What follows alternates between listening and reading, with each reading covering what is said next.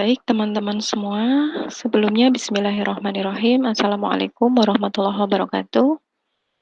Mohon maaf untuk pertemuan kali ini kita tidak bisa bertemu secara virtual di dalam satu ruang virtual karena suatu hal yang tidak bisa saya tinggalkan. Jadi, sebagai gantinya saya share kepada kalian video untuk materi yang seharusnya kita diskusikan pada hari ini. Baik, untuk hari ini kita akan fokus pada pembahasan mengenai materi di pertemuan kedua dan materi di pertemuan ketiga. Oke, materi di pertemuan kedua seperti yang dulu sudah pernah saya share ini ya. Ini adalah materi di pertemuan kedua. Fokus kita akan belajar mengenai hukum kolom dan hukum Gauss, yaitu kita akan mencari berapa besar gaya listrik sebenarnya. Gaya listrik menggunakan hukum kolom maupun hukum Gauss. Selain itu nanti kita juga akan mencari medan listriknya. Nah, kalau hukum kolom itu lebih fokus pada besarnya mencari besarnya gaya listrik, sementara hukum Gauss nanti akan kita manfaatkan untuk mencari besarnya medan listrik maupun mencari besarnya muatan tentunya. Itu. Nah, oke. Lanjut dulu ke materi ini. Dulu sudah pernah kita bahas tentang hukum kolom. Kalau dulu di SMA, kalian hanya diperkenalkan dengan K, sementara sekarang kalian diperkenalkan bahwa K itu diperoleh dari 1/4 pi epsilon 0. Epsilon 0 ini adalah permitivitas ruang hampa, yaitu kemampuan ruang hampa dalam dilewati, kemampuan ruang hampa untuk dilewati medan listrik gitu. Nah, permitivitas ruang hampa ini diperoleh dari mana? Diperoleh dari permeabilitasnya. Apa itu permeabilitas? Kalau permitivitas ini kan disimbolkan dengan epsilon 0. Sementara permeabilitas itu disimbolkan dengan mu 0. Permeabilitas ruang hampa yaitu kemampuan suatu bahan, dalam hal ini ruang hampa, kemampuan ruang hampa dilewati medan magnet gitu ya, itu permeabilitas mu 0. Kalau permitivitas itu epsilon 0 ini merupakan kemampuan dialiri arus listrik. Sebentar, saya mungkin perlu share screen untuk papan tulis ya. Kita ambil papan tulis yang ada di sini. Kita ambil papan tulis aja. Jadi hubungan antara mu 0 dan epsilon 0 ya. K, yang pertama K, konstanta kolom. Dulu kalian mengenal yang namanya konstanta kolom. Ini biar beda warnanya biru ya. Nah, biru coba kelihatan nggak? K, tulisannya. K itu kan besarnya berapa? 9 kali 10 pangkat 9 Newton meter persegi per kolom kuadrat gitu ya. Per kolom kuadrat. Tulisannya bagus. Nah, K ini dapatnya dari mana? Ini dapatnya dari 1/4 pi, pi-nya pi 3,14 ya. 1/4 pi epsilon 0 gitu ya.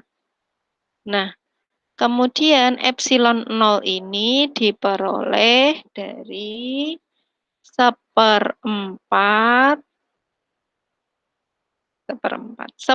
mu 0 kalikan C kuadrat gitu. per mu 0. Oke. Kalau epsilon 0 ini adalah apa tadi? Permitivitas ya. Permitivitas ruang hampa, kaitannya kemampuannya untuk dialiri medan listrik. Permitivitas,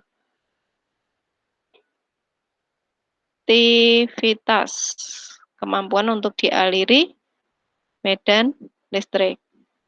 Sementara epsilon 0, mu 0 ini adalah permeabilitas atau kemampuan suatu bahan, dalam hal ini ruang hampa, untuk dialiri atau dilewati medan magnet. C-nya apa? C-nya kecepatan cahaya. Sehingga kalau kalian kalikan, nanti besarnya akan ketemu seperti ini. Nah, besarnya epsilon 0 kemarin sudah disampaikan, kemudian besarnya mu 0 adalah 4pi kali 10 pangkat min 7 Henry per meter. Tuh. Kemampuan untuk dilewati medan magnet. Itu ya. Nah, oke. Itu cara memperoleh gaya kolom ya. Gaya kolom dalam hal ini gaya listrik akibat interaksi dua benda bermuatan listrik. Dalam hal ini Q1 dan Q2 yang terpisah sejauh R. Gitu. Nah, kemudian juga di sini nanti untuk mencari besarnya gaya kolom ini, kita perlukan vektor, karena gaya itu merupakan besaran vektor. Artinya apa? Dia dipengaruhi oleh arahnya, jadi tidak hanya dipengaruhi oleh besarnya saja. Maka langkah pertama, ketika kita punya Q1 muatan pertama, kita cari dulu sumbu koordinatnya terhadap sumbu X maupun sumbu Y. Jadi di sini kalau kita notasikan Q1 itu notasinya di posisi X, Y. X-nya berapa, Y-nya berapa gitu ya. Kemudian Q2 juga sama.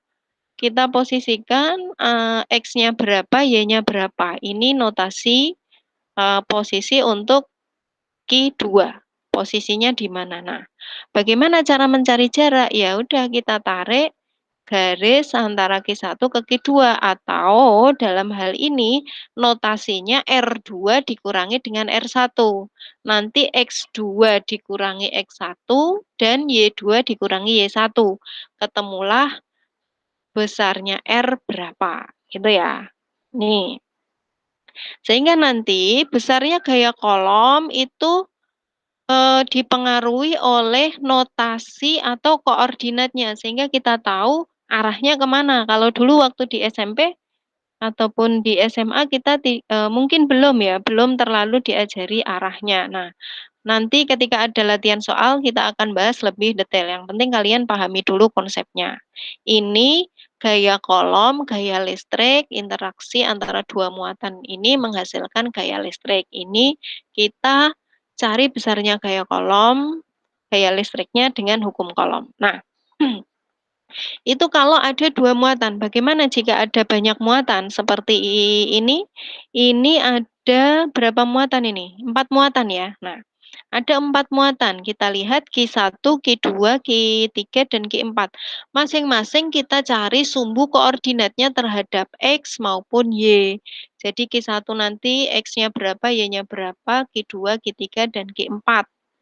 Nah, terus kita pengen tahu misalnya, Q4 ini kan dia benda bermuatan, berada di dekat benda bermuatan lainnya. Mesti Q4 ini akan terpengaruh oleh medan listrik Q1, Q2, maupun Q3. Sehingga bisa kita cari besarnya gaya kolom yang dialami oleh Q4, besarnya gaya kolom yang dialami oleh Q4 akibat Q1, Q2, maupun Q3.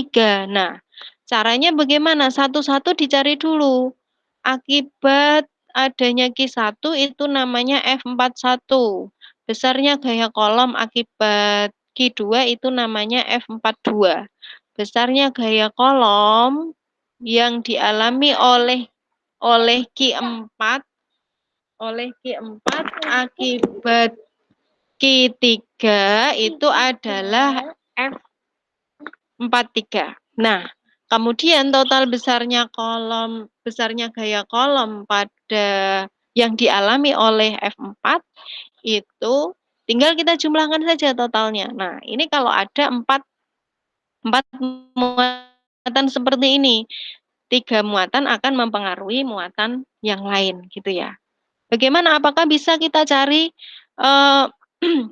gaya kolom atau gaya listrik Q1 akibat Q2, Q3, dan Q4? Ya bisa aja dengan cara yang sama, gitu.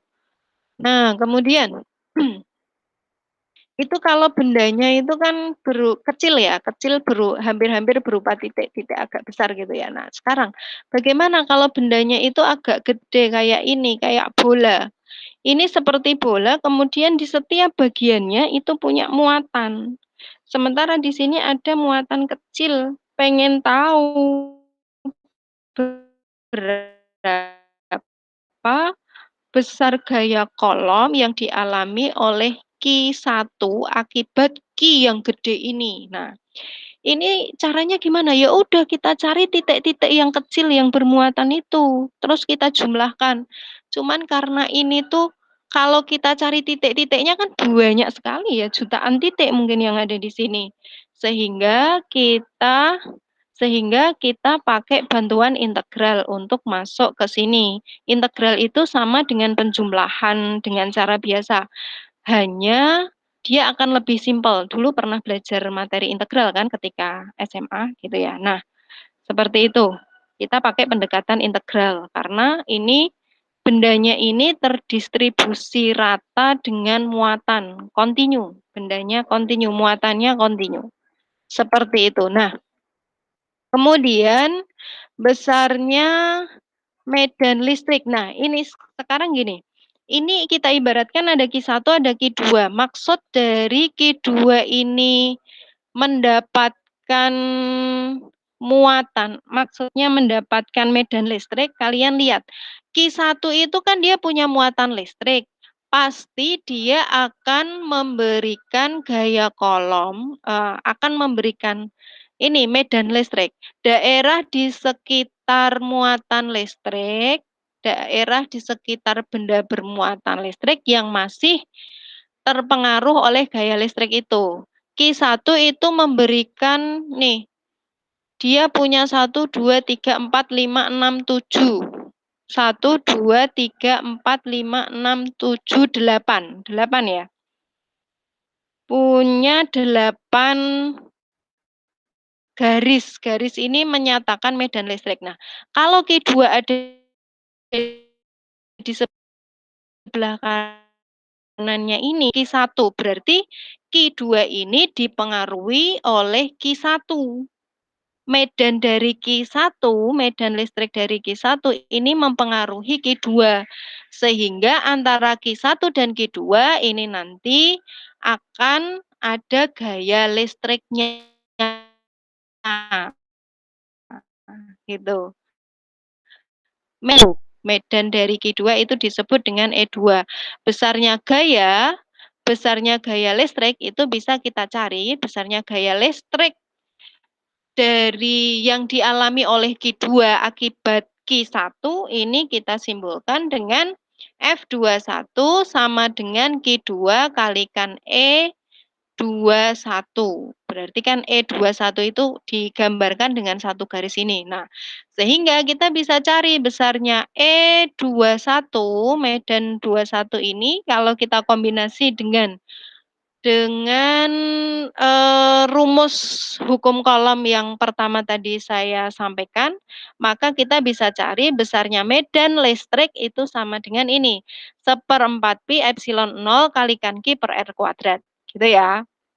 Oke, nah sekarang ingat-ingat bahwa medan listrik itu keluar dari kutub positif dan masuk ke kutub negatif. Selalu seperti itu, ingat-ingat. Jadi, perhatikan di situ. Kalau ada dua muatan, salah satunya itu lebih positif, maka dia akan medan magnetnya akan keluar. Kalau dia lebih negatif, maka medan listriknya akan masuk. Tergantung lebih besar yang mana muatannya gitu ya. Yang lebih besar muatannya itu lebih positif. Seperti itu. Oke. Sekarang kita lanjutkan untuk bagaimana kalau misalnya bendanya itu bentuknya cincin. Nah, perhatikan di sini. Kalau bentuknya itu cincin, seperti misalnya ini kabel gitu ya. Kabel di sekeliling kabel itu ada muatan listriknya terdistribusi merata di kabel itu. Kalian lihat kabel itu kalau melingkar itu kan bentuknya seperti cincin. Nah, di setiap bagian kabel itu selalu ada muatan listriknya. Maka kita ambil satu bagian saja, misalnya di sini jaraknya delta S gitu ya. Kita ambil di sini delta S, maka muatan yang dikandung tiap elemen itu kan delta Q. Delta Q-nya itu sama dengan lambda kalikan delta S. Lambdanya apa? Rapat muatan. Rapat muatan itu banyaknya muatan tiap satuan luas. Luasnya S. S. Luasnya itu 2 pi A. A itu jari-jarinya ya. Nah, itu jari-jarinya. Sehingga bisa kita cari berapa besar lambdanya. Delta Q-nya juga kita bisa cari dengan cara lambda kalikan delta S. Delta S-nya itu kita ambil salah satu bagian di sini.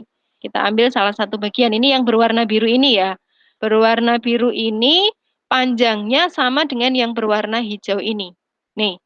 Nah, medannya bisa kita cari dari arah sumbu X, sumbu Y, kemudian ini delta E-nya, medan keseluruhannya. Nih, tergantung soalnya nanti yang ditanya apakah delta X, delta Y, atau delta X secara keseluruhan. Kalau delta X secara keseluruhan, berarti kalian pakai rumus yang ini. Gitu ya. Saya ulangi, delta Q itu banyaknya muatan ya, muatan yang dikandung tiap elemen ya. Kemudian lambda ini adalah rapat muatan untuk benda-benda yang satu dimensi yang berupa garis saja, bukan luasan, hanya garis saja gitu ya. Delta Q. Nah, kemudian ini sama, muatan cincin sama seperti yang tadi. Nah, bisa juga gaya kolom itu kita cari dari momen dipol yang ada. Apa itu momen dipol? Dipol itu adalah perkalian antara muatan dengan posisi R tadi itu. Sumbu koordinat tadi itu ya, R-nya jaraknya berapa, posisinya di mana. Itu adalah dipol. Maka kalau misalnya yang diketahui adalah dipolnya, kalian pakai ini. Tuh. Nah, kemudian bagaimana kalau bendanya itu memang terdistribusi rata, padat kayak gini, tapi bentuknya tidak teratur. Kayak batu ini bentuknya tidak teratur. Maka kita juga bisa pakai integral dengan cara yang hampir mirip dengan bola tadi. Tuh, nah, di sini bisa kita cari 3 hal. Yang pertama, deki ini untuk mencari rapat muatan persatuan panjang.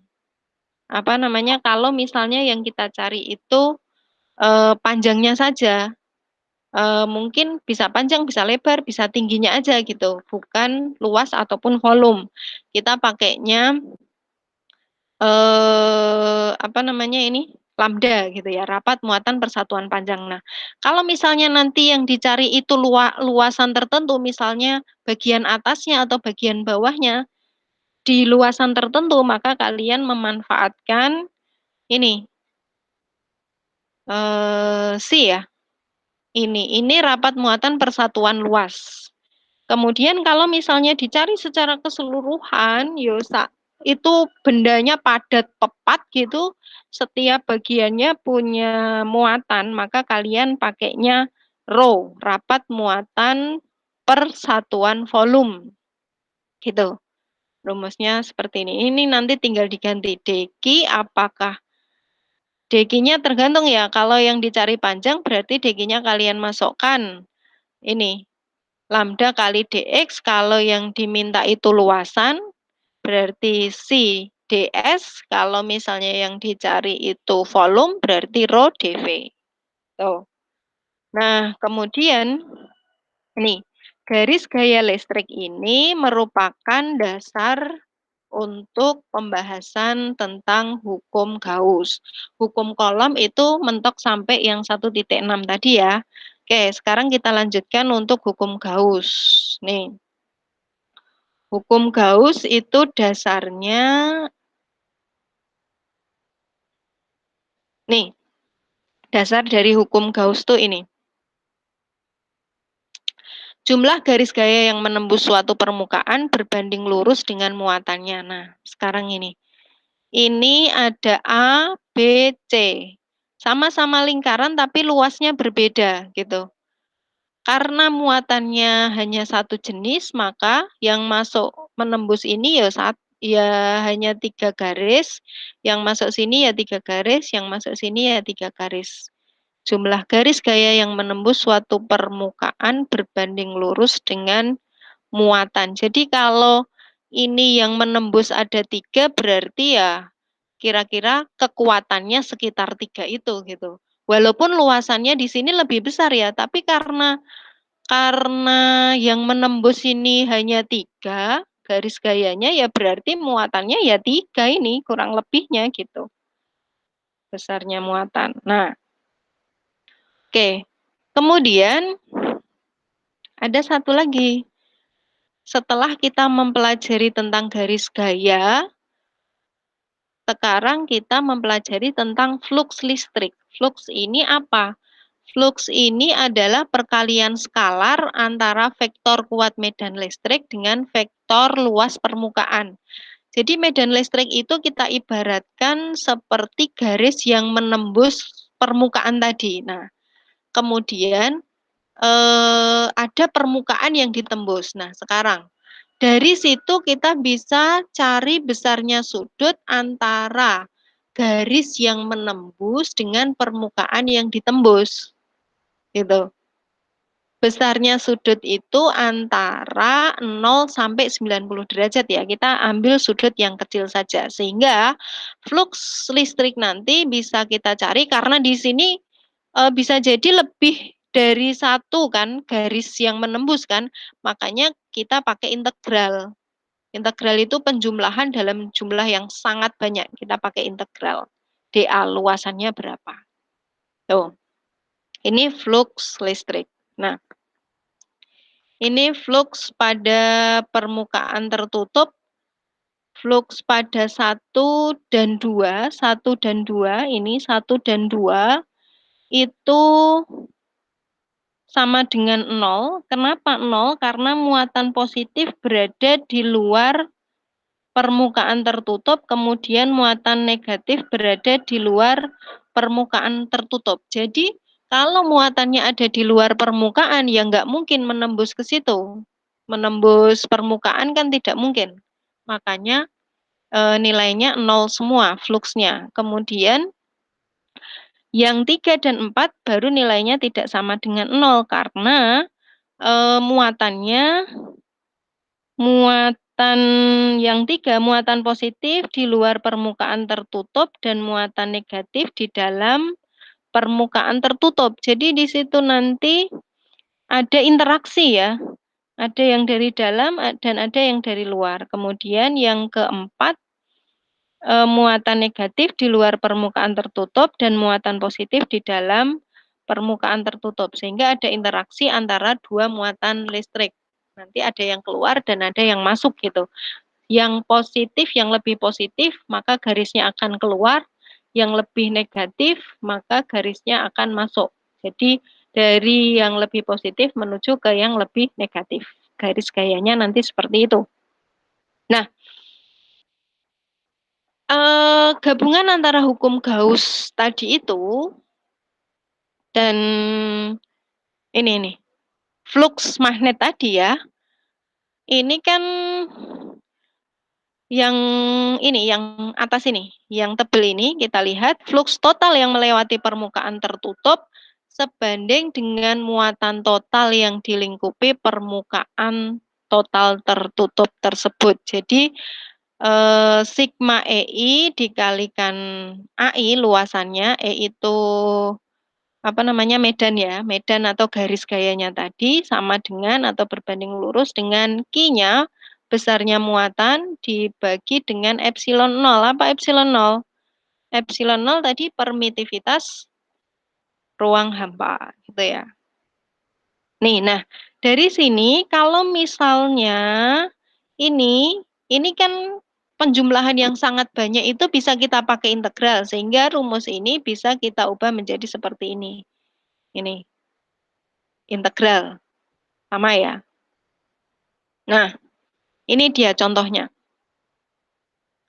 Contohnya kalian perhatikan di sini ada kawat lurus panjang. Kawat lurus itu kan bentuknya silinder ya, silinder. Kemudian ini ada luasan di pinggir-pinggirnya. Kemudian ini ada apa namanya dindingnya. Nah, sekarang kalian lihat garis gayanya, garis gaya atau medan listriknya. Medan listriknya itu ada yang arahnya ke sini.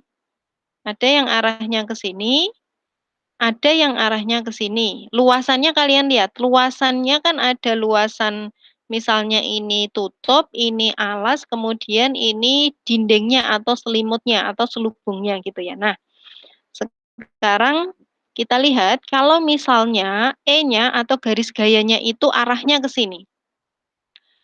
Garis gayanya itu arahnya ke sini, maka coba kita lihat ini alas, ini tutup, ini alas, ini tutup. Ini garis gayanya kan arahnya ke sini, ke atas ke bawah gitu ya. Garis gayanya kan ke atas ke bawah karena menembus bidang selubung ini kan. Di sini berarti juga ada garis kan ke atas ke bawah, atas ke bawah. Kemudian bidangnya kan arahnya ke sana.